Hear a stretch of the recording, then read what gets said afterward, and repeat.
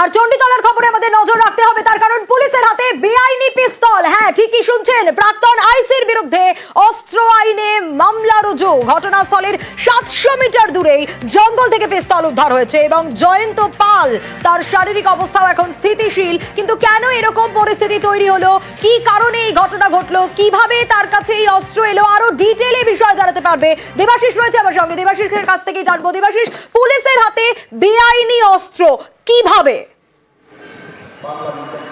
দেখো, পুলিশের হাতে বেআইনি অস্ত্র আসাটা খুব সহজ, তার কারণ একাধিক মামলায় যখন বেআইনি অস্ত্র উদ্ধার হয়, সেই উদ্ধার হওয়া পিস্তল কিন্তু বা আগ্নেয়াস্ত্র সেগুলি কি থানাতেই থাকে। ফলে সেই একটি পিস্তল যেটিকে সিজ করা হয়েছিল, সিজার হওয়া একটি পিস্তল, সেটিকেই কিন্তু নিয়ে এসেছিল জয়ন্ত পাল। এখনো পর্যন্ত জিজ্ঞাসাবাদে তিনি কিন্তু এটা স্বীকার করেছেন এবং এই যে ঘটনা ঘটার পর তার যে সঙ্গীরা ছিল টিনা দাম এবং তার যে আরও সঙ্গীরা ছিল, তারাই তাকে হাসপাতালে নিয়ে যায়।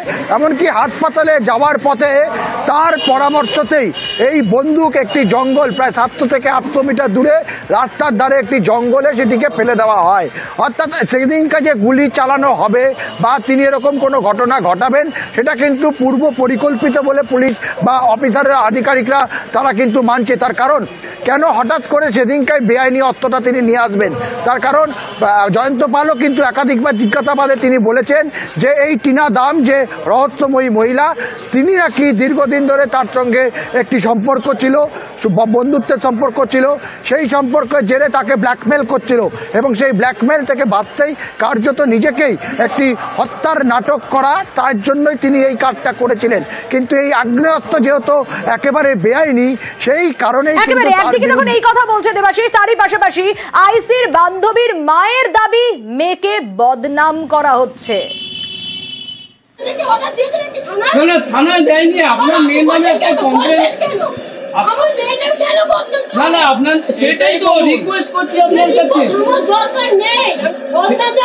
সেটা এসে বলবেন তো আমাদের মাঝখানে। না, কেন বদনাম কেন হবে? এটাই বলুন, একটা মেয়ের নামে বদনাম হচ্ছে। পেশেন্টের গুলিতে ইনজুরি ছিল, বুধবার রাত্রেবেলায় উনি ভর্তি হন এবং তারপরে চিকিৎসাধীন আছেন। এখন পেশেন্ট অনেকটাই ভালো। কোন হাতে গুলিটা লেগেছে? বাঁ হাতে। না, ওটা বুলেট ইনজুরি ছিল, এখন ভালো আছে।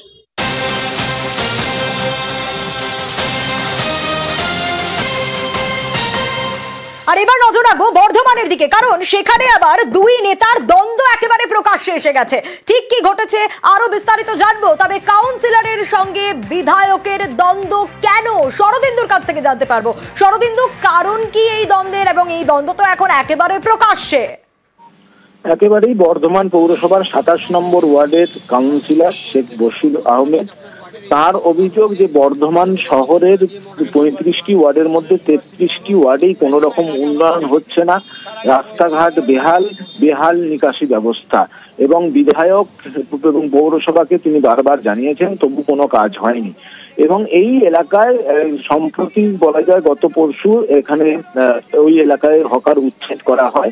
মূলত সেই বিষয়টিকে সামনে রেখেই কাউন্সিলর বিধায়কের বিরুদ্ধে একরকম তোপ দেখেছেন। তার বক্তব্য যে শুধুমাত্র তার এলাকাকেই বেছে বেছে সেখানে হকার উচ্ছেদ করা হয়েছে, অন্য কোথাও হকার উচ্ছেদ করা হয়নি, এবং তিনি এটাও চ্যালেঞ্জ করেছেন যে সেই এলাকায় আগামীকাল আবার তিনি হকার বসাবেন। বেশ, 33টা ওয়ার্ডে কিচ্ছু উন্নয়ন হয়নি, শুধু 23-24 ছাড়া কোনো জায়গায় উন্নয়ন হয়নি। কোথায় কি রাস্তা কি হয়েছে দেখান। এই তো 1 ঘন্টা জল এলো, জলে ভর্তি ছিল, বাউরবাগ ডুবে গেছিল, লহর সংস্কার হয়নি এবছর, নিকাশি ব্যবস্থা কিচ্ছু হয়নি। চেয়ারম্যানকে এবং বিধায়ককে জানিয়েও কোনো ফল হয়নি আমাদের। শুধু দোকানগুলোর উপর হিংসা, দোকানগুলোকে ফুটপাত উচ্ছেদ করতে হবে। আরে ফুটপাত উচ্ছেদ করতে গেলে দোকানদারকে আগে নোটিশ দিতে হয়, সেই নোটিশও পর্যন্ত দেওয়া হয়নি। ফল পাবে, আমরা তো কিছু করতে পারবো না, ফল অবশ্যই পাবে, লোকসভা ভোটেই ফল পাবে, বিধানসভা ভোটে। বলছেন যে শুধু 23 আর 24 নম্বর ওয়ার্ডে উন্নয়ন হয়েছে, আর কোনো নিয়ে কোনো বক্তব্য না। এটা দীর্ঘ 10 বছর ধরেই সবাই বলে, সারা বর্ধমানে কি উন্নয়ন হচ্ছে বর্ধমানের মানুষ সেটা জানে। ওনার এলাকায় কি হকার উচ্ছেদ হচ্ছে বলি? হ্যাঁ, কালকে সমস্ত এর আগের দিন পৌরসভা থেকে ভাঙ্গার জায়গায় আবারও সব ঘুমটি দোকান বসিয়েছিল, সেগুলো কাল ইউনিভার্সিটি থেকে শুনলাম সব ভেঙে দিচ্ছে।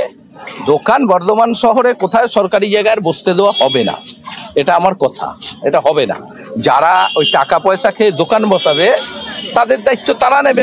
দোকান আমরা কাউকে বসাতে দেবো না রাস্তার উপর।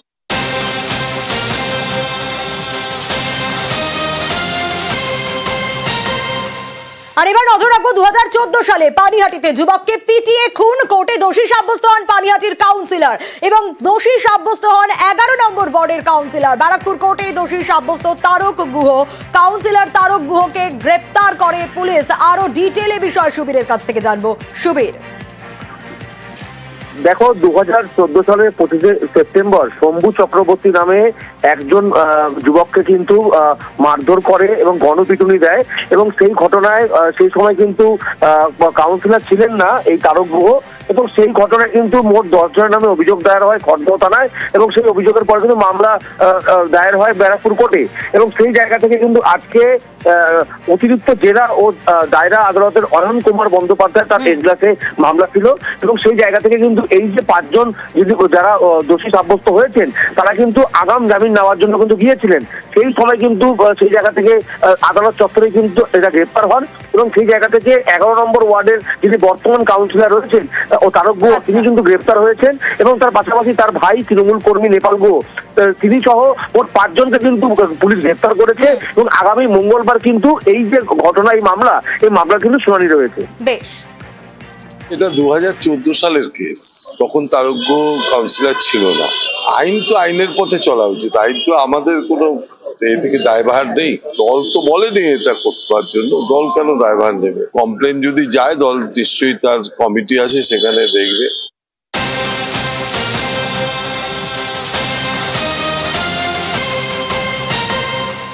আর জামুরিয়ার ছবি দেখাবো আপনাদের। বিক্ষোভের মুখে জিতেন্দ্র তিওয়ারি। জামুরিয়ার দরবার জাগা, সেখানে উত্তেজনার পরিস্থিতি তৈরি হয়। একেবারে অজয় নদের বুক থেকে বালি তোলা হচ্ছে এই অভিযোগ পেয়ে ঘটনাস্থলে পৌঁছে যান প্রাক্তন মেয়র। ছবিটা দেখাই আপনাদের।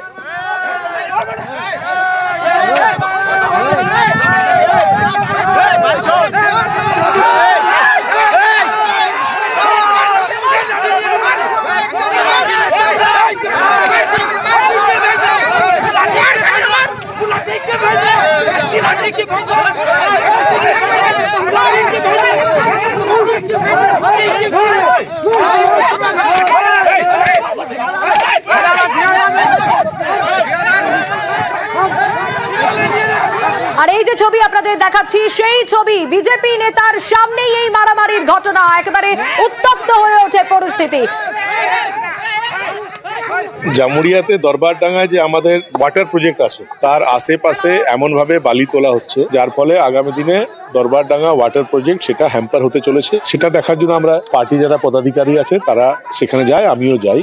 হঠাৎ যখন আমরা যাই দেখি যে 20-25 জন হুলিগ্যান্টের মতো ছেলে এসে চিৎকার চেঁচামেচি গো ব্যাক এসব করে এবং পুলিশ দুই তরফকে হাঁটিয়ে দেয়, আমাদের ছেলেদেরকেও সরিয়ে দেয়, ওদেরকে সরিয়ে দেয়।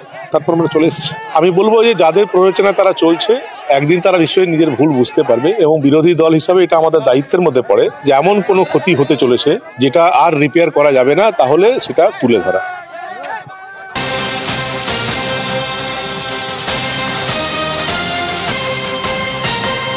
আর মালদার ঘটনার দিকে নজর রাখতেই হবে, তার কারণ মালদায় আমরা দেখেছিলাম এই বছরের শুরুতেই দুলাল সরকার, কাউন্সিলর দুলাল সরকার খুনের ঘটনা। আর এবার কৃষ্ণেন্দু নারায়ণ চৌধুরী, তাকে খুনের হুমকি। কে বা কারা দিল এই খুনের হুমকি? ডি কোম্পানির নাম করে এই খুনের হুমকি, এমনটাই দাবি করছেন ইংরেজ বাজারের পুরো প্রধান। কত টাকা চাওয়া হয়েছে, কিভাবে এই হুমকি ফোন তিনি পেলেন, অবশ্যই আপনাদেরকে জানাবো। কিন্তু প্রাণ নাশের হুমকি পেয়েছেন তিনি।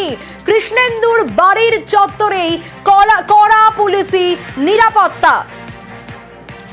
আরো ডিটেইলে বিষয় জানবো সেবকের কাছ থেকে। সেবক, আমরা দেখেছিলাম কাউন্সিলর দুলাল সরকার খুনের ঘটনা এই মালদাতে বছরের শুরুতে, আর এবার খুনের হুমকি পেলেন কৃষ্ণেন্দু নারায়ণ চৌধুরী ডি কোম্পানির নাম করে। ঠিক কি ঘটেছে?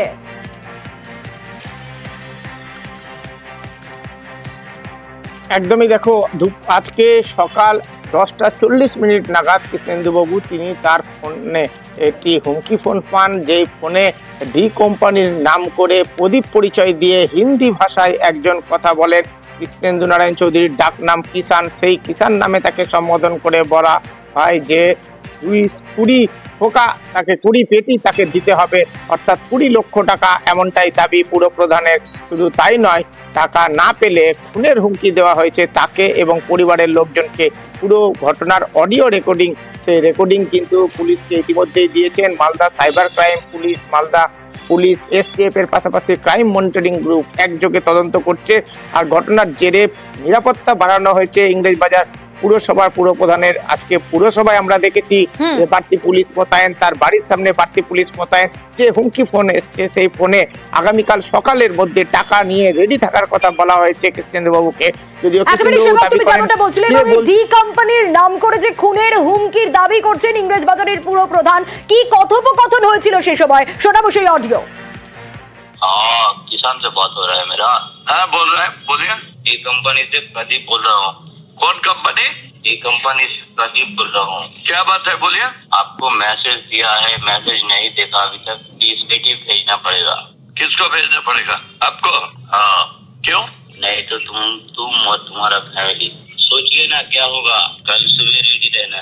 आप आगे आइए ना, ये बात कीजिए। ठीक है। হঠাৎ করে 10:40 তখন একটা ফোন এলো। ফোন উঠে আমি বললাম যে किसान बोल रहा है। बोला प्रथम चुपचाप, किसान बोल रहा है? बोला हाँ बोल रहा है। आप कौन बोल रहा है? बोला प्रदीप बोल रहा है, डी कंपनी का। हम क्या है बोलिए।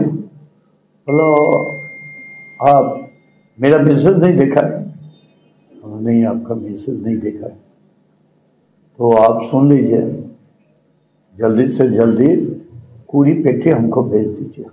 नहीं भेजिएगा कल आपका लास्ट टाइम है, कल आपको ठोक दूंगा, आपको आपका फैमिली को। तो मतलब जब पैसा जो देगा आप आइएगा तब तो पैसा देगा। अब बोलिए कहाँ देना होगा, क्या करना होगा। तो ठीक है बोले, फोन करके दे पुलिस का हिंदी भाषा।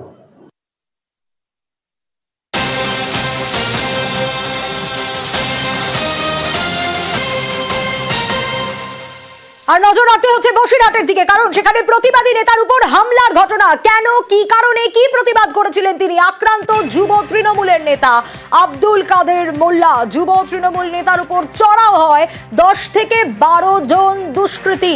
আরো বিস্তারিত অনুপম জানাতে পারবে। অনুপম, স্থানীয়রা যখন জড়ো হলো তখন গুলি পর্যন্ত চললো। এই ঘটনার সূত্রপাত ঠিক কোন জায়গায়, কেন এরকম পরিস্থিতি তৈরি হলো? দেখো, এই যে আহত আব্দুল কাদের মোল্লা তৃণমূলের যুব নেতা, তার যেটা বক্তব্য যে সে এই যে বসিরহাটের বাঁশঝাড়ি এলাকা, সেখানে একটা জমি কয়েকজন দুষ্কৃতী তারা হাতিয়ে নেওয়ার চেষ্টা করছিল ধমকিয়ে চমকিয়ে। কিন্তু সেই তখন এই আব্দুল কাদের মোল্লা স্থানীয় বেশ কয়েকজন তৃণমূলের মেম্বারদেরকে সঙ্গে করে নিয়ে তাদেরকে বাঁধা যায় এবং সেই জমি পুনরুদ্ধার করে যে জমির মালিক তাকে ফিরিয়ে দেয়। এরপরেই তার উপরে আক্রোশ জন্মায় এবং গত রাতে ব্রেকফাস্ট থেকে 12 জন দুষ্কৃতী তার বাড়িতে ঢোকে সশস্ত্র অবস্থায় এবং তাকে বাড়ির গেট ভেঙে ঢুকে তাকে মারধর করে, এমনকি তাকে ধারালো অস্ত্র দিয়ে কোপ মারে, তার স্ত্রীকে মারে, তার 6 বছর